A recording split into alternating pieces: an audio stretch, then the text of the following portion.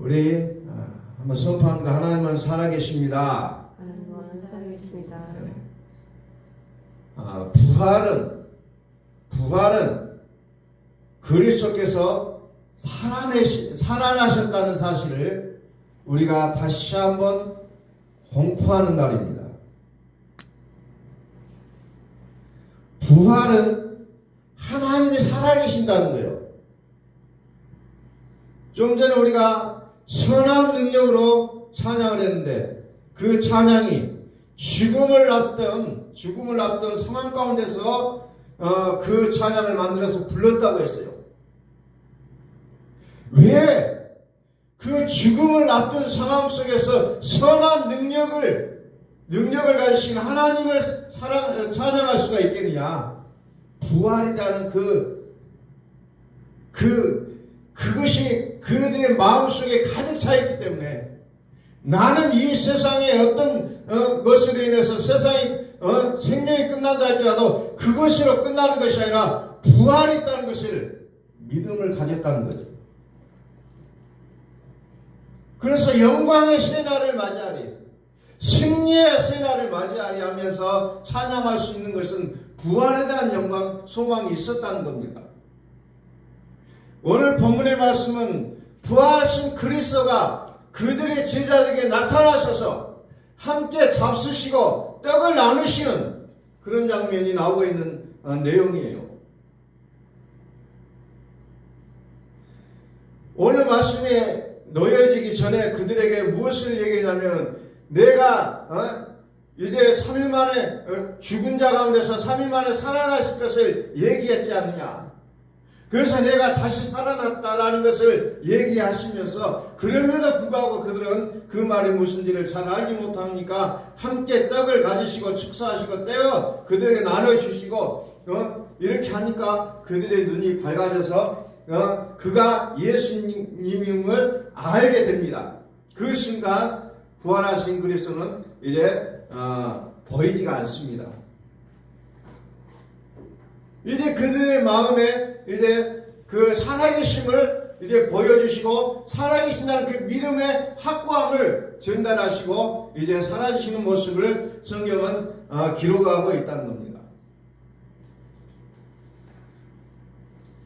자, 30절 말씀 다시 봅니다. 그들과 함께 음식 잡수실 때에 떡을 가지사 축사하시고 떼어 그들에게 주시니 그들의 눈이 밝아져 그랬죠. 그들의 눈이 밝아졌다는 겁니다.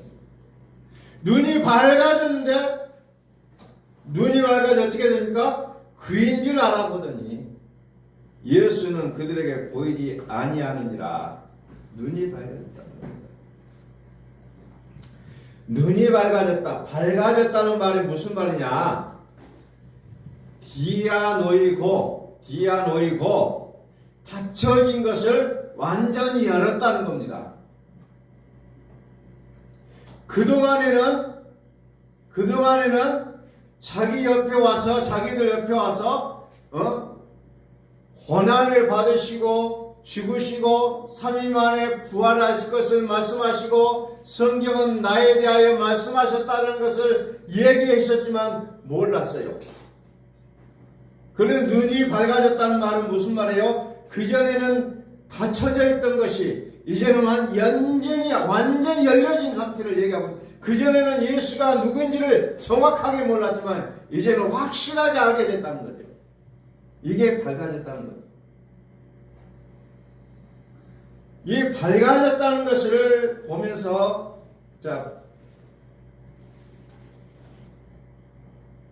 밝아졌다는 것을 보면서 제가 이제 떠오르는 성경 구절이 하나 있어요.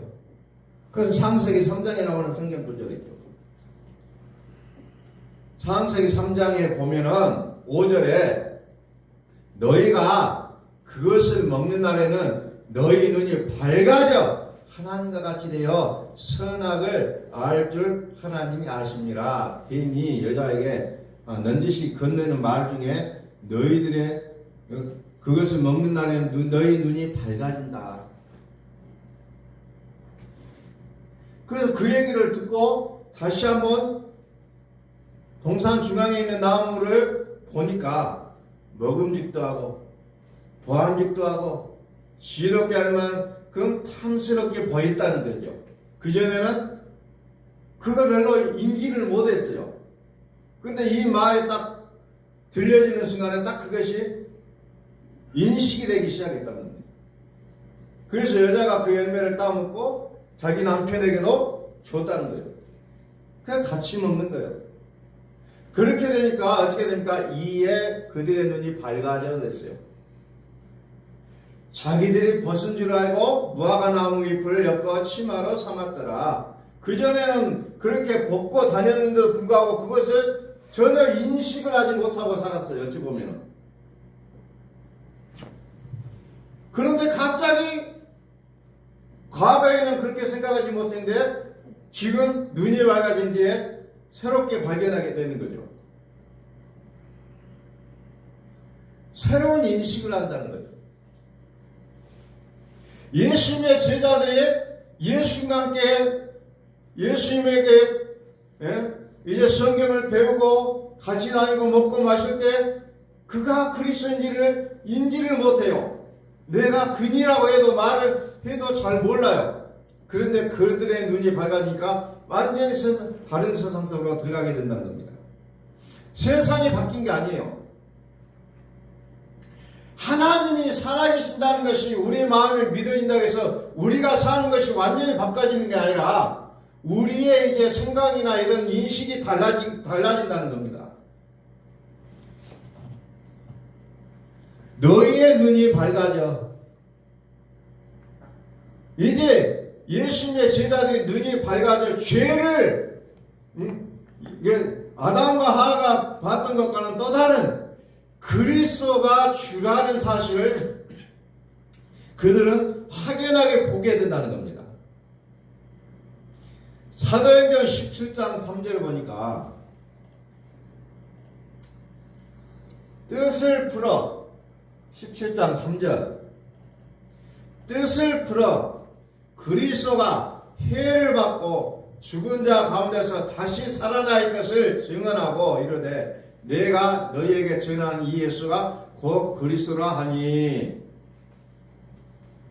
뜻을 풀어 그리스도가 해를 받고 죽은 자 가운데서 다시 살아날 것을 증언하고 이르되 너희가 전하는 이 예수가 그리스도다. 이때부터서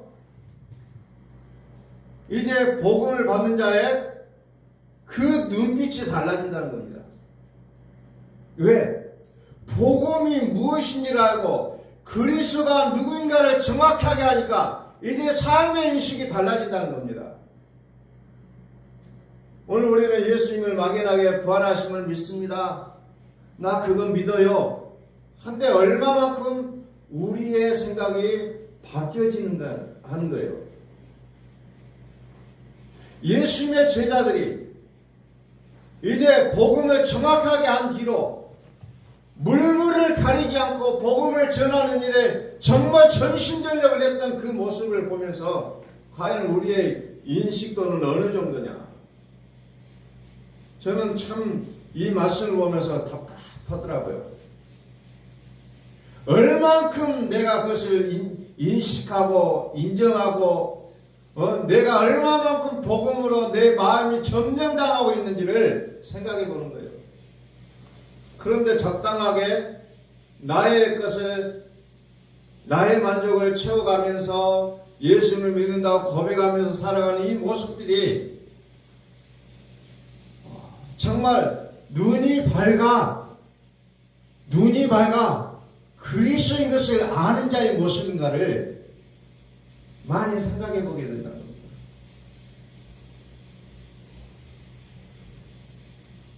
그들의 눈이 밝아져 그인 줄 알아보더니 예수는 그들에게 보이지 아니하시는지라. 끝까지 그 살아계신 그리스도가 보여야 될 건데 눈이 밝아져 그인 줄 아는 순간에 이제 예수는 그들에게 보이지 않아버렸다는 거예요. 그러니까 인간이 믿음으로 살아가는 것이 결코 쉬운 일만은 또 아니라는 것을 우리는 보게 된다는 겁니다.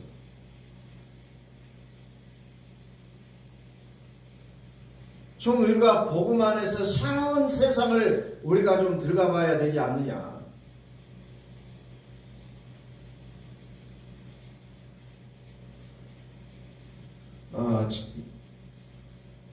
어제는 그 발톱을 무좀이 생겨가지고 오래됐죠.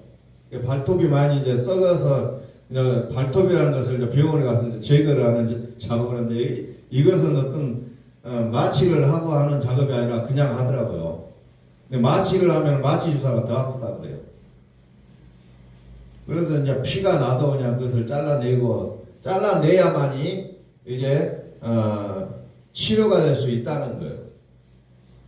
그래서 살도 잘려 나가고 어떤 그런 그 고통 가운데서 이제 시간을 보낸 다음에 이제 다 잘려진 다음에 이제 이제 걸었는데 평소에는 발톱이라는 것이 덮여 있기 때문에 걸어도 불편한 것이 없었고 어떤 곳에 부딪혀도 별로 아프지가 않는데 발톱이라는 것이 있다가 없어졌어요. 그러니까 뭐 조금만 걸려도 굉장히 그 충격이 엄청나더라고요. 그래서 발톱이라는 것이 얇지만은 몸을 보호하고 있는 기능으로서 엄청난 그 결과를 가지고 있더라고요. 그 발톱에 대한 그 새로운 그 인식, 그것이 이제 발톱이라는 것이 얼마나 소중한지를 다시 한번 깨닫는 그런 것처럼 내가 복음에 대해서 어떤 것을 알았다면 내가 복음으로 새로운 인식을 가지고 사는 나의 삶의 모습이 어찌해야 될 것인가를 우리는 다시 한번 좀 생각해 볼 수 있는 그런 시간이 될 수가 있다는 겁니다. 눈이 밝아지는 거예요. 하나님에 대해서 이제 새로운 이제 정말 그동안 알지 못했던 것을 알게 된다는 거죠. 자, 그러면서 32절 봅니다. 그들이 서로 말하되 길에서 우리에게 말씀하시고 우리에게 성경을 풀어 주실 때에 우리 속에서 마음이 뜨겁지 아니하느냐? 마음이 뜨거워졌다는 거죠. 언제? 성경을 풀어 주실 때. 그래서 교회가 가장 중요하게 생각하는 게 뭐예요? 성경을 알리는 일에 최우선을 두고 있다는 거죠.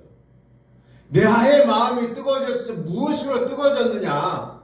성경을 풀어줄 때 뜨거워졌느냐? 아니면 다른 것으로 뜨거워졌느냐? 이것은 완전히 다르다는 거예요.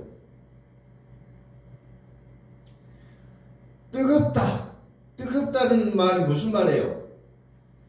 카이오라는 말을 써요. 카이오. 불을 켜다, 불을 붙이다, 불사르다, 태우다 할 때 카이오라는 단어를 사용한다고 합니다. 다시 말해서 우리는 내 마음이 뜨거워져야 움직여요. 내 마음이 가야 한다고 얘기하잖아요. 내 마음이 안 가니까 내가 복음을 위해서 살 수가 없는 거예요, 사실은.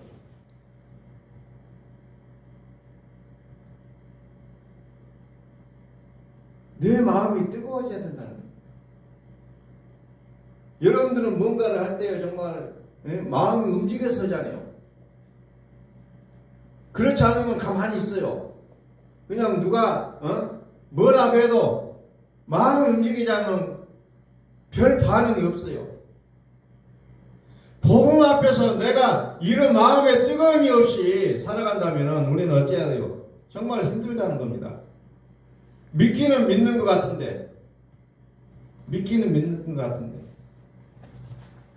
도무지 복음을 위해서 내 마음이 움직이지가 않는다는 겁니다.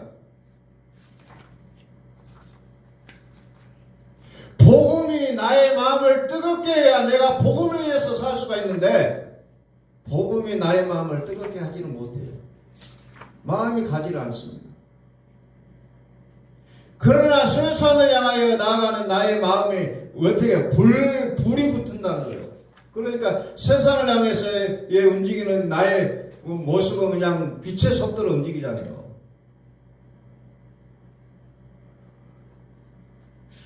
내가 무엇을 중요하게 생각하느냐에 따라서 내가 하고 있는 행동이 나오게 되어 있다는 겁니다. 그래서 성경은 뭐라고요? 성경을 풀어줄 때 너희 마음이 뜨겁지 아니해야 되냐? 성경을 풀 때.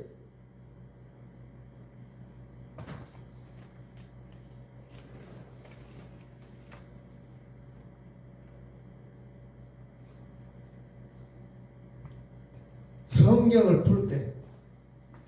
뜻을 풀어 그리스도가 해를 받고 죽은 자 가운데 다시 살아나야 할 것을 증언하고 있는데 내가 너희에게 전하는 예수가 곧 그리스도다. 그래서 사도들은 다니면서 이것을 중점적으로 설명을 하고 다녔다는 겁니다.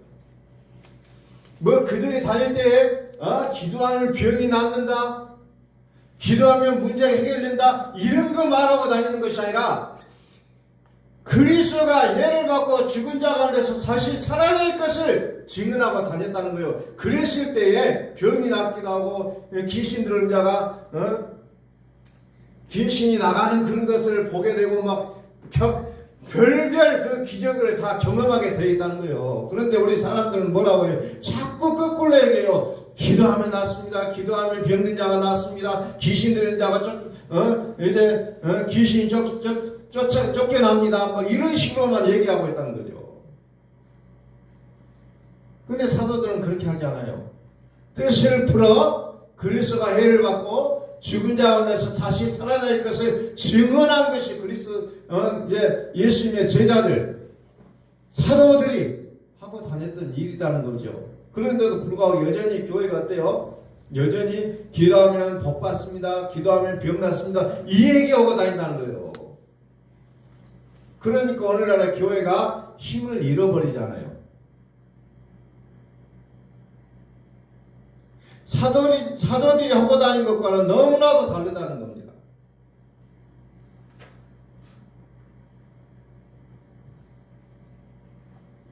어떤 현상을 보고 믿는 거 아니에요. 나타나는 것으로 우리가 보는 게 아니에요. 복음은 오직 그리스도예요. 그리스도. 그러니까 우리는 나타나고 있는 것에 우리의 마음을 빼앗기지 말고 오직 그리스도에게 우리의 마음을 빼앗겨야 된다는 겁니다.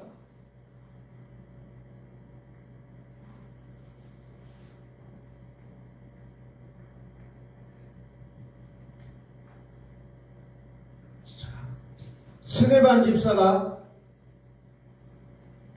열심히 복음을 전하다가 유대인들에게 어떻게 됩니까? 돌에 맞아 죽습니다. 그런데 그가 돌에 맞으면서 숨을 거두기 전에 말합니다. 보라, 하늘이 열리고 인자가 하나님 우편에 서신 것을 보았다. 지금 보고 있다. 하늘이 열리고 인자가 하나님 우편에 서 계신다. 하늘이 열렸다는 겁니다. 다시 말해 그의 눈이 열렸다는 거죠. 밝아졌다는 겁니다. 눈이 밝아진 거예요. 오늘 우리는 하나님 앞에 기도할 수 있기를 원하는 하나님 내 눈이 밝아져 복음을 그리스도를 보기를 소원합니다. 내 눈이 밝아져 그리스도를 봐야 되겠습니다. 이게 안 되니까 자꾸 믿음이 자꾸 뒤로 가는 거예요. 세상이 앞서고 믿음은 뒤로 나가는 거예요. 우리는 믿음이 앞서고 세상을 믿음의 눈으로 바라봐야 될 것인데 자꾸 세상으로 믿음을 평가를 해보려고 합니다. 세상으로 성경을 해석을 해보려고 해요. 이것은 상식적으로 맞지 않아. 이것은 세상을 사는데 전혀 도움이 되지 않아. 이렇게 나가게 되어 있다는 거죠. 그러나 눈이 밝아지면 어떻게 해요? 성경으로 세상을 살아가게 되어 있다는 거죠.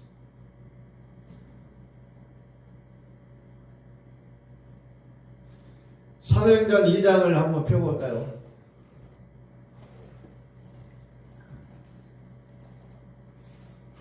이 사도들의 마음이 어떻게 해서 뜨거워진가 봅시다.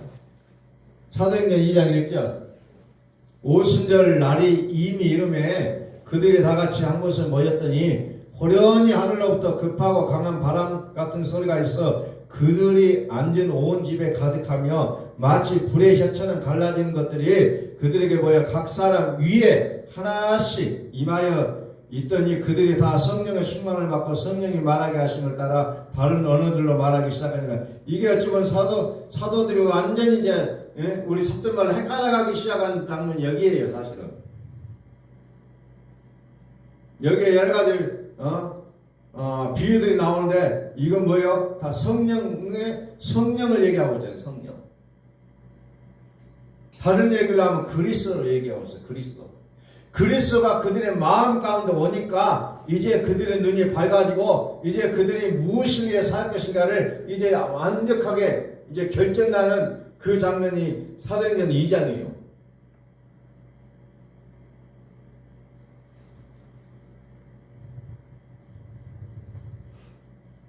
그들이 이때부터 이제 완전히 이제 헷갈아 가는 거예요. 완전히 다른 세계를 사는 겁니다.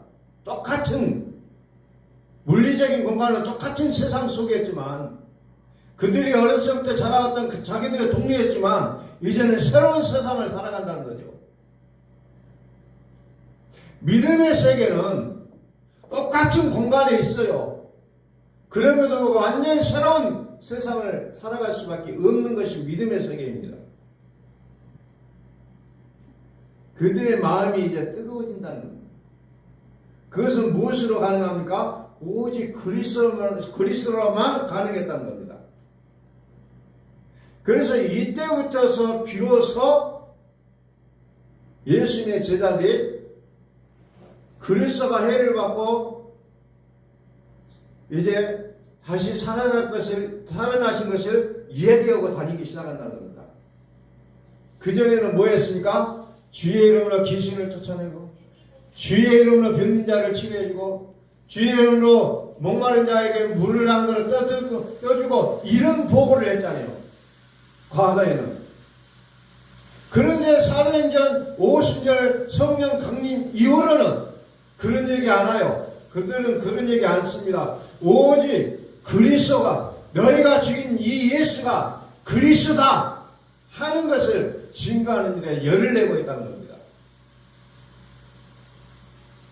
그래서 우리가 성경을 봐도 정확하게 봐야 되지 부분적으로 봐보면 엉뚱한 것에 초점이 가게 되어 있다는 거죠. 이때부터 사도들이 완전히 이제 달라진다는 겁니다. 자, 36절을 올립니다. 사도행전 2장 36절. 사도행전 2장 36절. 그런즉 이스라엘 온 집은 확실히 알지니 너희가 십자가에 못 박은 이 예수를 하나님이 주와 그리스도가 되게 하셨느니라 하니 이제 그들은 온 집 이스라엘 온 집에 확실히 알지니 이제 이스라엘 사람들에게 이제 이 복음을 알려면 너희가 십자가에 못 박은 이 예수를 하나님 주와 그리스도가 되게 하셨다 이것만 전달하고 다니는 거예요. 그 다음에 37절에 보니까 마음이 뜨거워진 사람들이 어떤 공동체를 이루고 살아가는지를 이제 보여주는 것이 이제 그 다음에 나옵니다. 그들이 이 말을 듣고 마음에 찔려 베드로와 다른 사도들에게 물어 이르되 형제들 우리가 어찌할꼬 하거늘 이제 비로소 그리스도의 복음을 듣고 그들의 마음이 뜨거워지기 시작합니다. 그래서 그들이 뭐합니까? 믿는 사람이 다 함께 있어 모든 물건을 서로 통용하고 물건을 서로 나눠 쓰는 거죠. 날마다 마음을 같이하여 또 재산과 소유를 팔아 각 사람 필요에 따라 나눠주며 날마다 마음을 같이하여 성전에 모이기를 힘쓰고 집에서 떡을 떼며 기쁨과 순전한 마음으로 음식을 먹고 하나님을 찬미하며 또 온 백성에게 칭송을 받으니 주께서 구원받는 사람 날마다 더하게 하시니라. 이제 마음이 뜨거우니까 어째요? 내 것이라고 말하지 않냐고 내 것도 나눠주는 그런 모습으로 바뀌고 있다는 겁니다. 그래서 아름다운 공동체의 모습을 보여주고 있어요. 나를 찾기 시작하는 공동체는 존재할 수가 없다는 겁니다. 나의 시간이다. 내 것이다. 이러기 시작하면 공동체는 무너질 수밖에 없지만 마음이 뜨거워진 이제 그들은 이제 내 것이라고 말하지 않고 함께 사용할 것으로 생각하며 그렇게 나누는 모습을 여기서 보여주고 있다는 겁니다.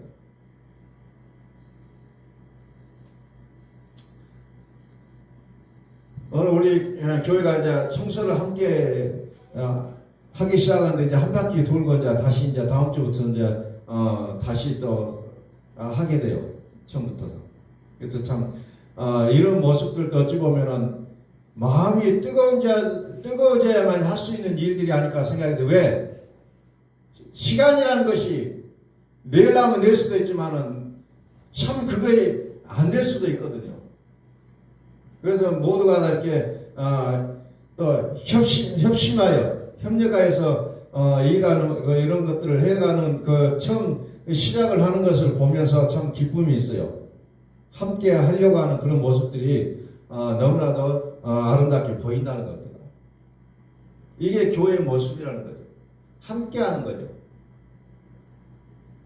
함께 서로 짐을 나누고 고민도 함께 나누고 그래서 함께 기도하고 함께 풀어나갈 수 있는 거 이게 교회 공동체의 모습이라는 겁니다. 나의 적은 힘이라도 함께 나누면 더 큰 힘을 발휘할 수가 있다는 거죠. 거기에서 힘이 나오는 거예요. 우리 교회가 사람이 많다 적다가 아니에요. 지금 모여있는 사람끼리만 우리가 서로 협력한다면 더 좋은 결과를 엮어낼 수가 있다는 겁니다. 사람은 항상 생각하는 건 뭐예요? 물리적인 양이에요. 우리 교회는 적은 교회니까 항상 적은 자의 모습으로 그냥 뭔가 할 수 없다라는 그 생각을 가져요. 그런데 큰 교회는 자기는 할 수 없는데 마치 자기도 할 수 있는 것처럼 부풀려서 살아가요. 할 수 있다. 그래서 큰 교회에 다니는 사람들은요, 교회에 대한 자부심이 충만해요. 근데 자기는 믿음도 없어요.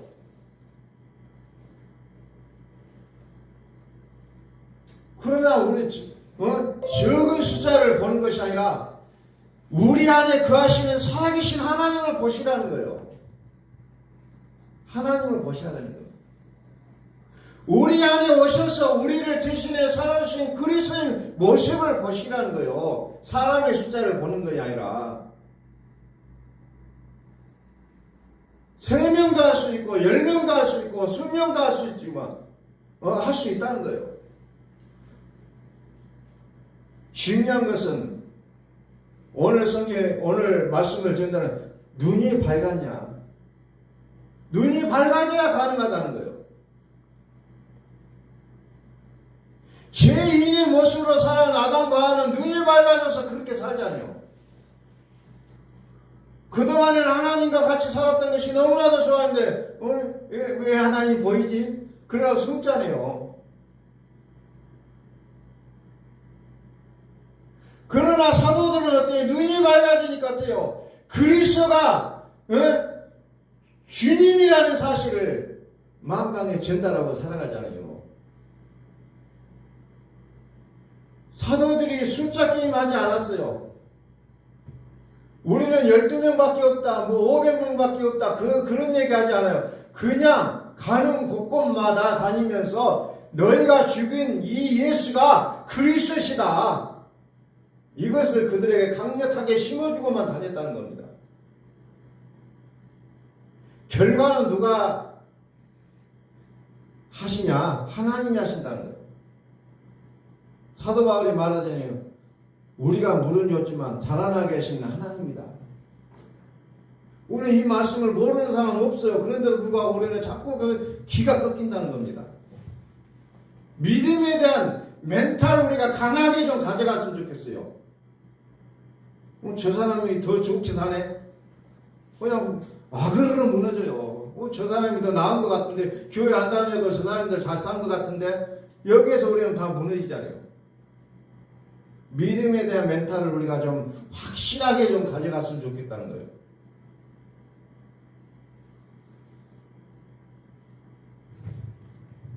어떻게 보면 세상은 확신하는 자의 몫이에요. 확신한 자가 이기는 겁니다.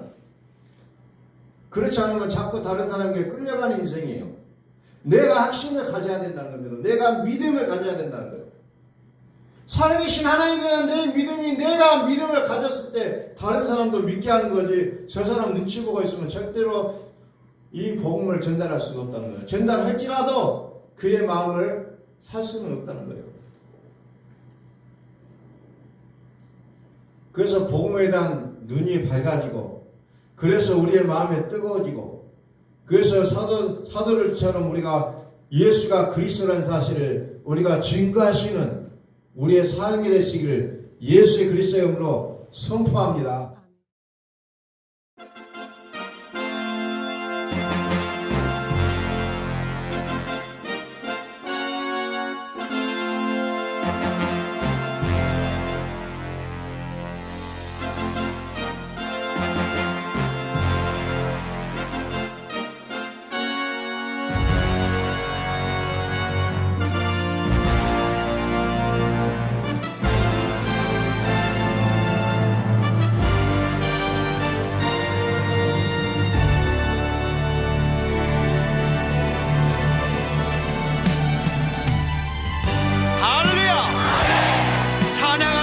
찬양하라, 하나님을 찬양하라, 우리의 왕을 찬양하라.